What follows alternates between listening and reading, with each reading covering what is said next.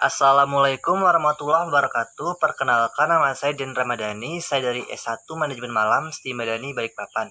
Pada kesempatan kali ini saya akan menjelaskan mengenai perbedaan pelatihan dan pengembangan SDM melalui definisinya. Nah, pelatihan atau training merupakan proses pembelajaran yang melibatkan perolehan keahlian, konsep, peraturan, atau sikap untuk meningkatkan kinerja tenaga kerja yang dilaksanakan untuk kegiatan memberi, memperoleh, meningkatkan, serta mengembangkan kompetensi kerja, produktivitas, disiplin, sikap, dan etos kerja pada tingkat keterampilan atau keahlian tertentu sesuai dengan jenjang dan kualifikasi jabatan dalam pekerjaannya.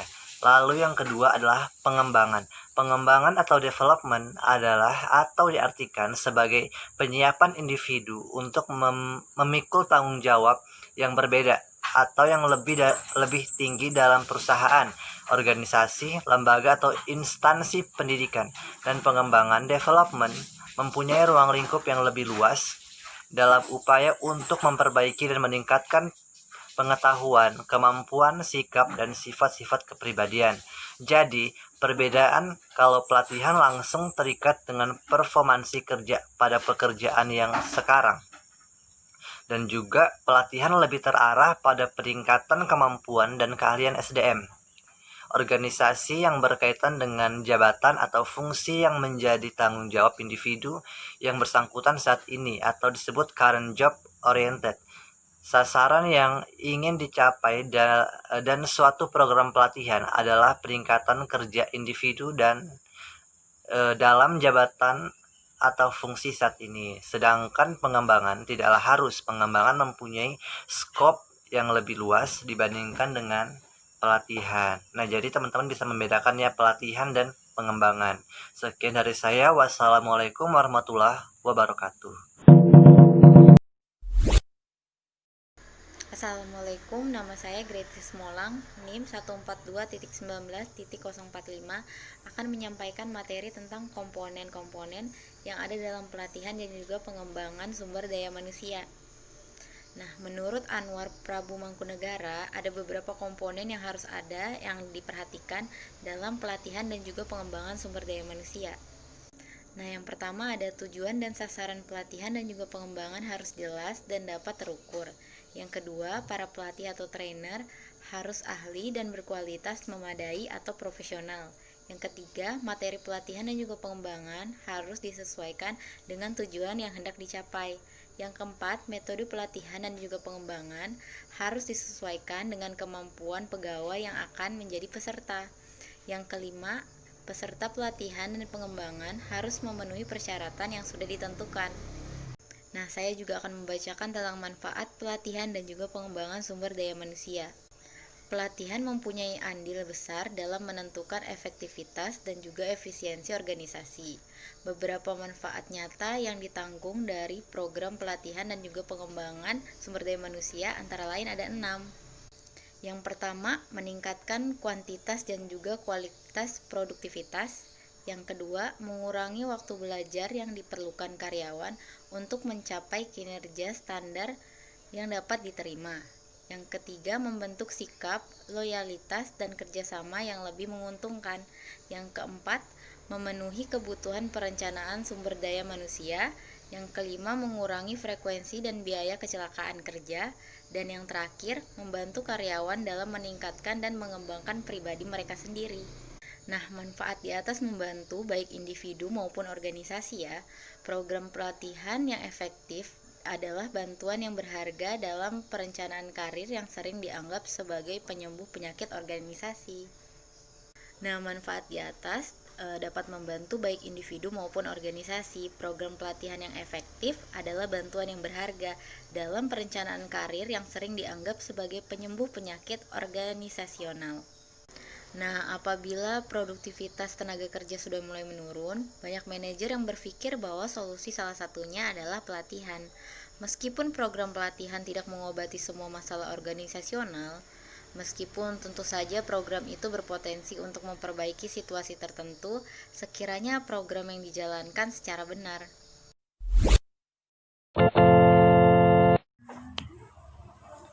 Assalamualaikum warahmatullahi wabarakatuh. Perkenalkan, nama saya Evrasia Sinta Bunga. Saya dari Manajemen Malam semester 3. Nah, di sini saya mau menjelaskan tentang prinsip-prinsip pelatihan dan pengembangan. Adalah kegiatan yang meningkatkan kemampuan dan keterampilan teknis karyawan untuk melaksanakan kerjanya. Nah, di sini juga ada pun beberapa prinsip-prinsip pelatihan, yaitu yang pertama, materi harus diberikan secara bertahap. Yang kedua, tahapan-tahapan tersebut harus disesuaikan dengan tujuan. Yang ketiga, penatar harus mampu bermotivasi dan menyebarkan respon. Yang keempat, adanya penguat atau rekomen. Terus di sini ada juga manfaat yang dilakukan terhadap personil kantor. Yang pertama, meningkatkan kinerja personil kantor.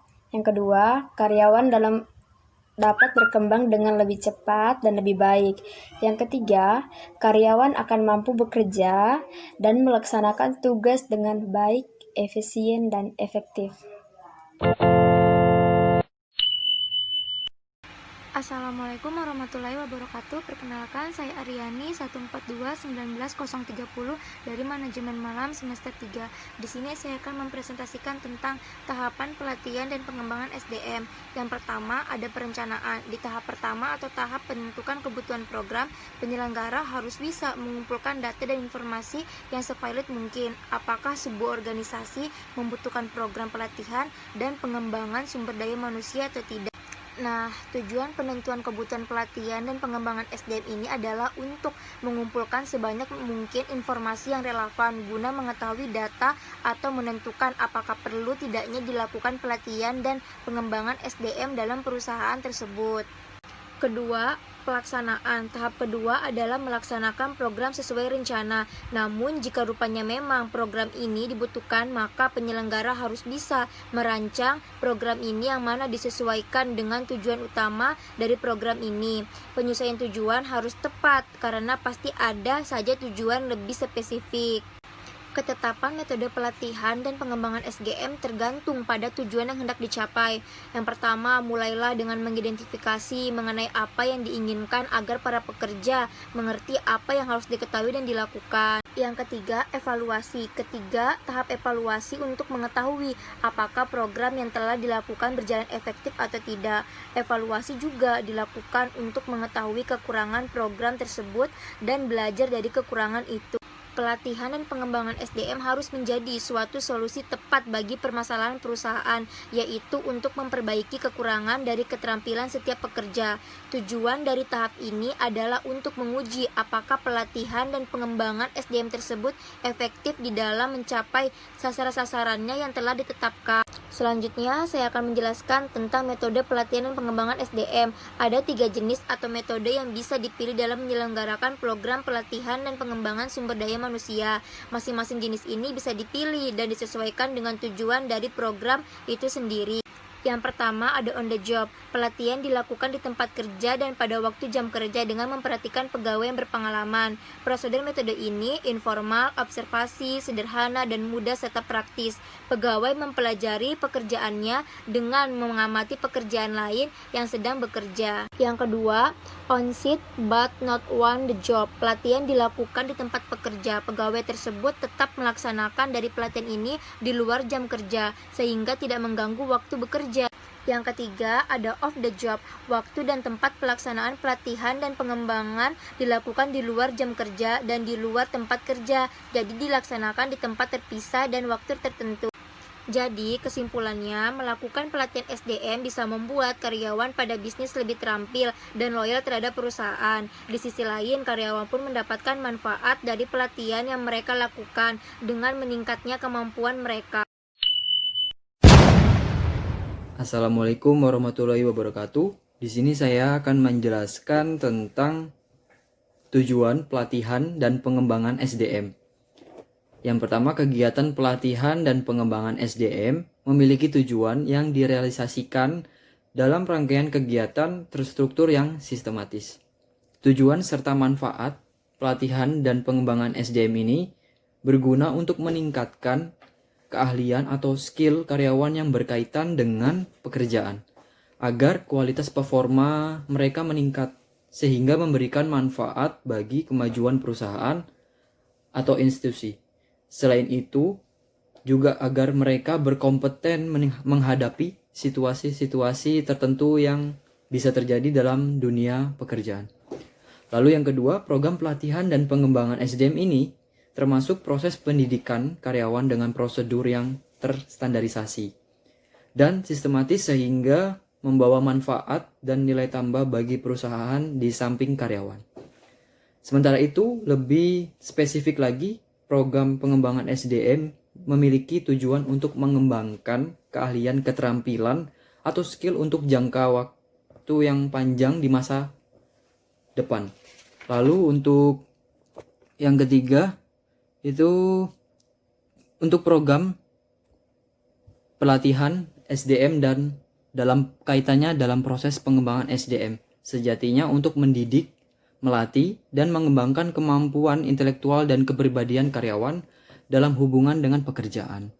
Pendidikan SDM sendiri secara garis besar erat kaitannya dengan mempersiapkan karyawan baru dengan dasar-dasar keterampilan yang dibutuhkan sesuai dengan bidang pekerjaannya.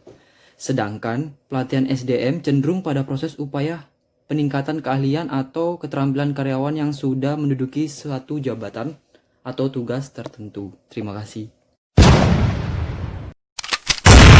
Saya Salsabila akan menerangkan tentang pengertian pengembangan SDM. Pengembangan SDM adalah segala aktivitas yang dilakukan oleh organisasi dalam memfasilitasi pegawai agar memiliki pengetahuan, keahlian, dan atau sikap yang dibutuhkan dalam menangani pekerjaan saat ini atau yang akan datang.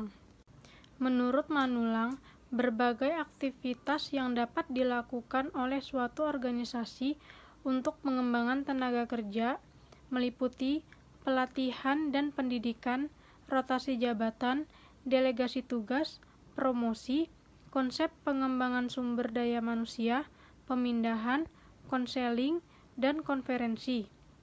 Pendidikan dan pelatihan adalah merupakan upaya untuk mengembangkan sumber daya aparatur, terutama untuk peningkatan profesionalisme yang berkaitan dengan keterampilan administrasi dan keterampilan manajemen. Selanjutnya saya akan menjelaskan tentang tujuan pengembangan SDM. Yang pertama, meningkatkan produktivitas kerja. Program pengembangan yang dirancang dengan baik akan membantu meningkatkan produktivitas, kualitas, dan kuantitas kerja pegawai. Hal ini disebabkan karena meningkatnya technical skill, human skill, dan managerial skill karyawan yang bersangkutan. Yang kedua, mencapai efisiensi. Efisiensi sumber-sumber daya organisasi akan terjaga apabila program pengembangan dilaksanakan sesuai dengan kebutuhan. Dengan kata lain, pemborosan dapat ditekan karena biaya produksi kecil dan pada akhirnya daya saing organisasi dapat meningkat. Yang ketiga, meminimalisir kerusakan. Dengan program pengembangan yang baik, maka tingkat kerusakan barang atau produksi dan mesin-mesin dapat diminimalisir karena para pegawai akan semakin terampil dalam melaksanakan tugasnya. Yang keempat, mengurangi kecelakaan. Dengan meningkatnya keahlian atau kecakapan pegawai dalam melaksanakan tugas, maka tingkat kecelakaan pun dapat diminimalisir. Yang kelima, meningkatkan pelayanan. Pelayanan merupakan salah satu nilai jual organisasi atau perusahaan. Oleh karena itu, salah satu tujuan pengembangan SDM adalah meningkatkan kemampuan pegawai dalam memberikan layanan kepada konsumen. Dan yang terakhir, memelihara moral pegawai. Moral pegawai diharapkan akan lebih baik karena dengan diberikannya kesempatan kepada pegawai untuk mengikuti program pengembangan pegawai, maka pengetahuan dan keterampilannya diharapkan sesuai dengan pekerjaannya, sehingga antusiasme pegawai untuk menyelesaikan pekerjaan akan meningkat. Oke, selamat malam teman-teman. Malam ini saya akan menjelaskan hierarki kebutuhan manusia. Menurut hierarki kebutuhan Maslow, kebutuhan manusia dapat dikategorikan menjadi 5 level. Yang pertama, yang paling bawah itu ada psychological needs atau kebutuhan fisiologi, safety needs, kebutuhan akan keamanan, social needs, kebutuhan akan memiliki dan kasih sayang, esteem needs, kebutuhan akan penghargaan, self actualization, kebutuhan akan aktualisasi diri. Oke, saya akan menjelaskan tentang yang paling mendasar adalah psychological needs. Itu terdiri dari kebutuhan fisik yang paling mendasar seperti makanan, minuman, tempat tinggal, tempat tidur, sandang, pangan, dan papan. Nah, dalam konteks bisnis sendiri, kebutuhan ini bisa dipuaskan dengan cara membayar karyawan dengan pembayaran yang cukup tinggi agar mereka mampu membiayai keperluan dasar mereka. Lanjut di level kedua ada namanya safety needs. Safety needs di sini adalah kebutuhan akan keamanan. Safety needs di sini mencakup keamanan fisik dan juga keamanan akan secara mental, seperti kebebasan dari rasa takut, stres, dan lain-lain. Contohnya dalam konteks bisnis ini dapat dipenuhi dengan kontrak kerja pasti dan terikat agar mendapat jaminan kerja. Oke, di level ketiga ada yang namanya social needs. Di level ini adalah kebutuhan kita akan merasakan kasih sayang, sekaligus perasaan memiliki dan dimiliki, atau sense of belonging. Dalam artian di sini adalah untuk merasakan dibutuhkan dan dianggap sebagai warga komunitas di tempat kita bekerja. Nah, dalam konteks bisnis, kebutuhan ini dapat dipenuhi dengan memberikan kesempatan untuk para karyawan bekerja bersama dan bersosialisasi dengan karyawan yang lainnya. Oke, di level keempat itu namanya esteem needs. Kebutuhan ini menunjukkan adanya keinginan dan kesempatan untuk berprestasi dan memiliki prestise. Nah, dalam konteks bisnis, kebutuhan ini dapat dipenuhi dengan mengakui pekerjaan yang karyawan kita kerjaan. Dan kita juga sebagai pemilik perusahaan mungkin bisa dapat memberikan reward atau kenaikan jabatan, promosi, dan lain-lain. Dan di level terakhir ada namanya self-actualization needs. Kebutuhan ini adalah mengenai membuktikan dan menunjukkan diri kepada orang lain. Untuk melakukan ini, kita akan mengembangkan diri sendiri semaksimal mungkin dengan segala potensi yang kita miliki. Nah, untuk menjadi yang terbaik yang kita mampu, itulah tujuan kebutuhan ini. Dan gak banyak perusahaan atau orang-orang yang dapat mencapai di titik ini.